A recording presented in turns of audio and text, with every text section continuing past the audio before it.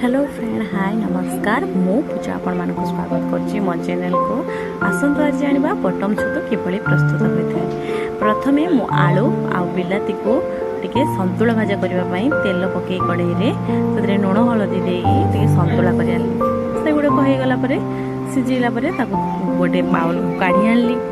काढी आनि सारिबा परे पुणी थरे कढ़ाई रे तेल पकेइली। मु छतुटी को टिके सांतुलेली कहीं मत छतु टे न सांतुले बास करे आपण मैंने चाहिए कषारे छतु को डायरेक्ट पकई पारे।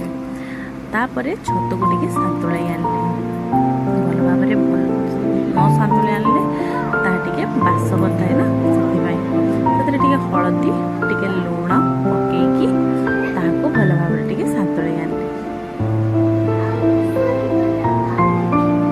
आपण ए देखिपारे एवं नहीं आम छतु हो आसलानी को मोबे गोटे बाउल को काढी आनबी।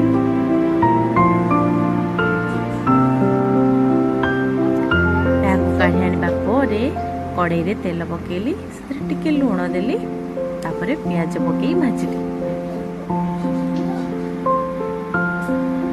प्याजटी भल भाव भाजिले तरकारी कहती बहुत भल हुए से प्याजटी को बसी बसी भल से भाजिली।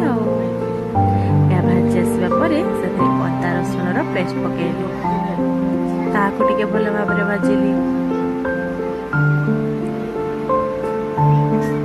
टिके भल से भाजी गला परे से हलदी गुंड लंका गुंड टिके पकेली। आपण मानकर लंका गुंड जगह यदि कलर गुंडी पकेबा चाहिए ताहले पकई पारिबे। ताको पकई भल भाव भाजी देली।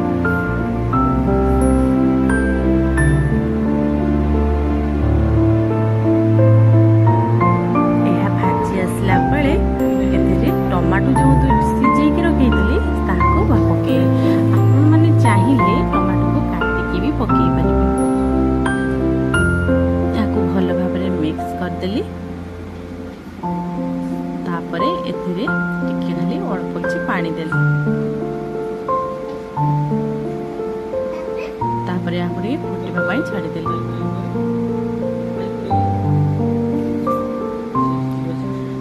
फुटी आसला परे देखंतु केमिति तार रंग आसलानी। से कषा गुड़ी को सब जो सांतुली की रखी से कषार पकई देली तापर आपको भल भाव टिके गोले आनी किस समय रखिली कड़ाई रे किस समय टिके कषाटा भल से होगला परे पानी अल्प खाली देली कहीं कषा कषा कले बहुत भल लगी था से। तापरे एथिरे मु गोटे आलू सीजा आलू थिला ताको चौकी देइतिली कहीं तरकारी टिके मंड हम से आपण माने भी चाहिए आलू को चौटी दे पारिबे।